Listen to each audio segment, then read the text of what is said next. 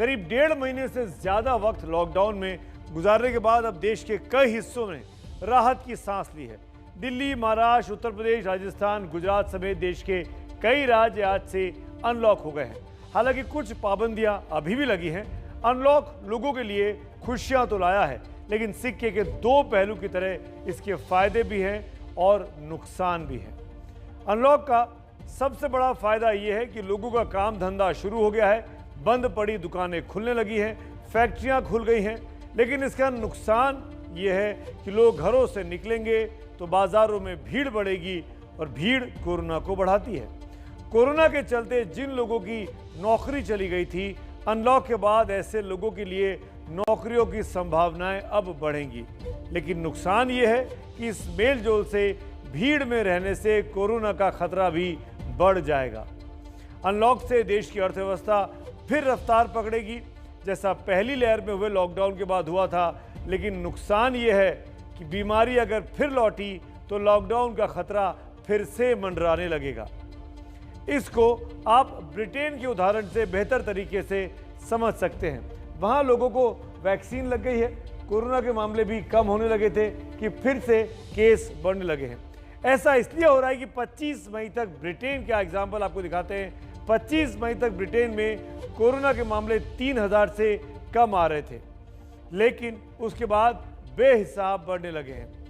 यहां पर ब्रिटेन में 1 जून से 6 जून के बीच देखें तो कोरोना के मामले 3165 थे, जो पहले 3165 1 जून को, 2 जून को 4330 हुए, 3 जून को बढ़कर 5274 हो गए, 4 जून को बढ़कर 6000 का आंकड़ा क्रॉस किया, 6238, 5 जून को 5765 और 6 जून को बढ़कर 5341। यानी 1 जून से 6 जून के बीच में इन 5 दिनों में ब्रिटेन में लगभग 2 गुना नए केस में वृद्धि हो गई। ब्रिटेन का उदाहरण हमें बता रहा था कि दूध के जरे को छाछ भी फूंक कर पीना पड़ता है। अनलॉक के इस दौर में लोगों को ये याद रखना होगा कि कैसे दूसरी लहर ने कोहराम मचाया था। अब अगर जान के साथ जहान को चलाना है तो फिर सावधानी भी बरतनी होगी। ये सब हम इसलिए कह रहे हैं क्योंकि अनलॉक के पहले दिन ही जैसी तस्वीरें आज दिखी हैं दिल्ली में, मुंबई में, वो बहुत चिंता बढ़ाने वाली है।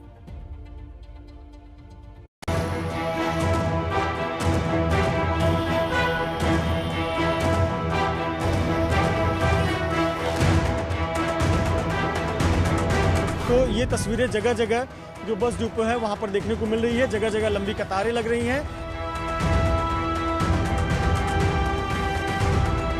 दुकानें खुली हुई आपको नजर आएंगी। ये जो है ज्यादातर कपड़ों की दुकानें हैं। ये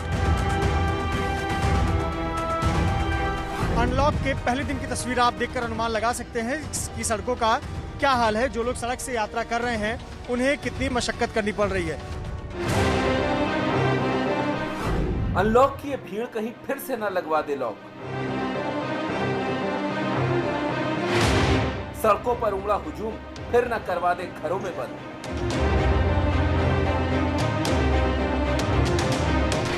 सड़क पर उमड़ी लापरवाही से कहीं लौट ना आए कोरोना। अभी कोरोना गया नहीं है, लेकिन रोजी रोटी के लिए लॉकडाउन क्या हटा। आलम यह है कि दिल धरने की जगह नहीं। सुबह 10 बजे ITO दिल्ली। दिल्ली में आज अनलॉक की शुरुआत के साथ दफ्तर, मॉल, बाजार खोल दिए गए। सुबह 10 बजे से ही लोगों की भीड़ सड़कों पर निकल आई। लोग अपने दफ्तरों, दुकानों की तरफ रुख करने लगे। ऐसा लग रहा है कि कोरोना का खतरा खत्म हो गया। मैं इस समय मौजूद हूँ दिल्ली के ITO फुटओवर ब्रिज पर। सामने ITO की बत्ती है और आप देख सकते हैं कि पहले ही दिन आज कितनी ज़्यादा गाड़ियाँ हैं जो सड़कों पर निकली हुई नज़र आ रही हैं। आप देख सकते हैं कि जैसे ही आज पहला दिन हुआ है वैसे ही लोग घरों से बाहर निकल आए हैं। और कई ऐसे लोग हैं जो इस समय दफ्तर जा रहे हैं क्योंकि सुबह का समय है, तो दफ्तर के लिए बाहर निकले हैं, काम के लिए बाहर निकले हैं। आज बाज़ार भी खुल रहे हैं। सुबह 11 बजे वेस्टर्न एक्सप्रेस हाईवे मुंबई के वेस्टर्न एक्सप्रेस हाईवे पर भी गाड़ियों की कतार नजर आ रही है। कई किलोमीटर लंबा जाम लगा हुआ है। जाम लगने की वजह यह है कि लोकल ट्रेनों को अनलॉक के पहले दौर में सबके लिए नहीं खोला गया है, लिहाजा लोग गाड़ियों से अपनी मंजिल तय कर रहे हैं। वेस्टर्न एक्सप्रेस हाईवे पर अनलॉक के पहले दिन की तस्वीर आप देखकर अनुमान लगा सकते हैं कि सड़कों का क्या हाल है। जो लोग सड़क से यात्रा कर रहे हैं उन्हें कितनी मशक्कत करनी पड़ रही है। ये मुंबई का वेस्टर्न एक्सप्रेस हाईवे है और जिस दिशा में ये गाड़ियां जा रही हैं ये दक्षिण मुंबई की दिशा में गाड़ियां बढ़ती नजर आ रही हैं, लेकिन देखिए कितनी रफ्तार धीमी है। ये है वेस्टर्न एक्सप्रेस हाईवे का हाल। वजह यह है कि आज से अनलॉक की प्रक्रिया शुरू हुई है। बहुत सारे दफ्तर, दुकानें, कामकाज के ठिकाने आज से खुल रहे हैं। मुंबई बसों में भीड़, और अब मुंबई में अनलॉक की ये तस्वीर भी देख लीजिए। बसों में चढ़ने के लिए लोगों के बीच मारामारी मची है।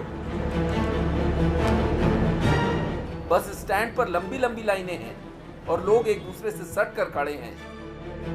लोगों की ये भीड़ ही कोरोना को बढ़ाती है।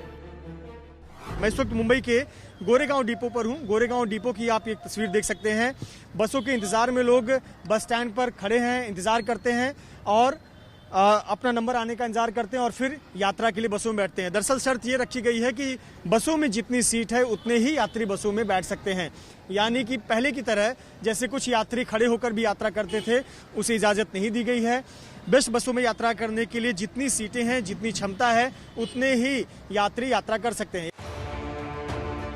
ये सिर्फ चंद तस्वीरें हैं। जहां जहां अनलॉक की प्रक्रिया शुरू हुई है वहां भीड़ सड़कों पर ऐसे ही नजर आ रही है। कोरोना के केस कम हो रहे हैं और लोगों की रोजी रोटी चलती रहे, इसीलिए उन्हें बाहर निकलने की छूट मिली है। लेकिन सड़कों पर उतर रही ये भीड़ फिर खतरे का सिग्नल दे रही है। महाराष्ट्र, दिल्ली, यूपी, राजस्थान, गुजरात समेत कई राज्यों में अनलॉक की प्रक्रिया शुरू हो गई है। दिल्ली में मेट्रो, बाजार, मॉल, दफ्तर, फैक्ट्रियों को खुलने की इजाजत दी गई है। बाजार और मॉल पर ऑड इवन फॉर्मूला लागू किया गया है, जबकि मेट्रो और प्राइवेट ऑफिस 50% क्षमता के साथ काम करेंगे। मुंबई में दुकानें, थिएटर, बसों को चलने की अनुमति दी गई है। आम जनता के लिए लोकल ट्रेन को नहीं खोला गया है।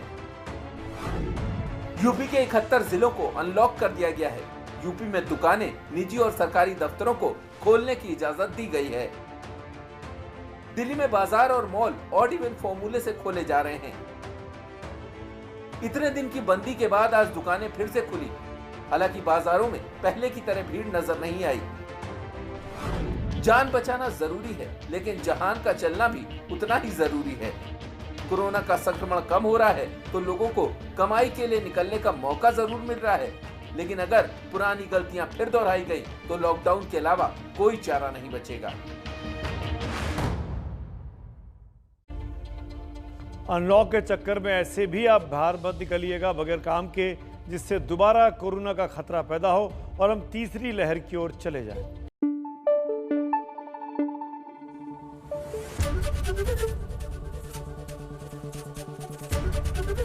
एबीपी न्यूज आपको रखे आगे।